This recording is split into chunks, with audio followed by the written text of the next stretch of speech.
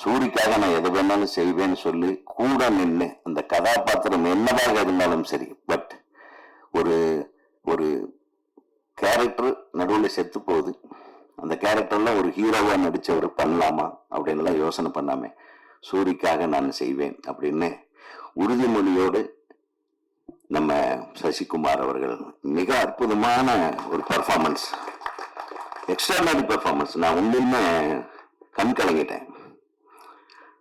நான் பொய்யெல்லாம் சொல்லல, ரொம்ப அருமையா பண்ணீங்க. அதுக்கப்புறம் இந்த படத்தை பல்வேறு இடங்கள், பல நாட்கள், இரவு பகல், தயாரிப்பாளர் நான் மூஞ்சியே பார்க்கல. நான் வந்திருக்கேன்னா அவர் எங்க காணாம போயிடுவாரு.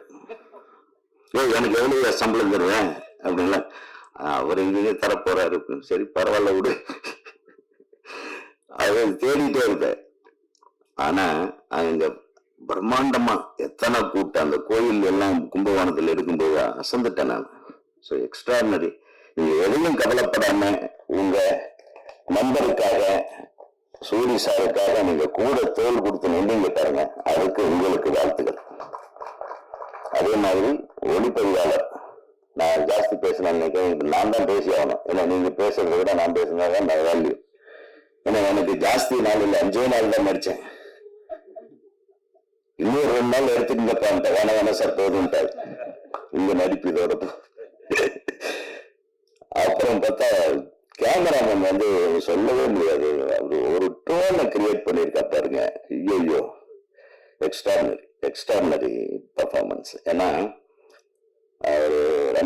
ரெண்டு விஷயம். ஏன்னா ஒரு கதையை புரிஞ்சுக்கிட்டு அந்த கதை களம் என்ன, அது நடக்கிற இடம் என்ன, அதனுடைய ரகட் ஃபார்மேட் என்ன, அந்த வில்லேஜ் கதாபாத்திரங்களுடைய ரகட்னஸுக்கு தகுந்த மாதிரி ஒரு டோன் கொண்டாந்தார். கிரேட். அவருக்கு ஒரு மிகப்பெரிய கைத்தட்டி கொடுக்கும். ஏன்னா இதெல்லாம் அதுக்கு மெனக்கெடணும், சாதாரண விஷயம் இல்லை. சும்மா லைட் வச்சு அங்க லைட் வச்சு கூட பிரைட்டா எடுக்கிறது யார் வேணாலும் எடுத்துங்க. நீ கேமராவில் எல்லா ஃபெசிலிட்டியும் இருக்கும்.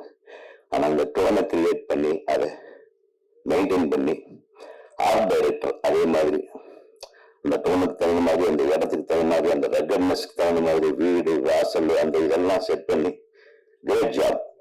ஸோ ஒரு படத்துக்கு இத்தனையும் தேவைப்படுது.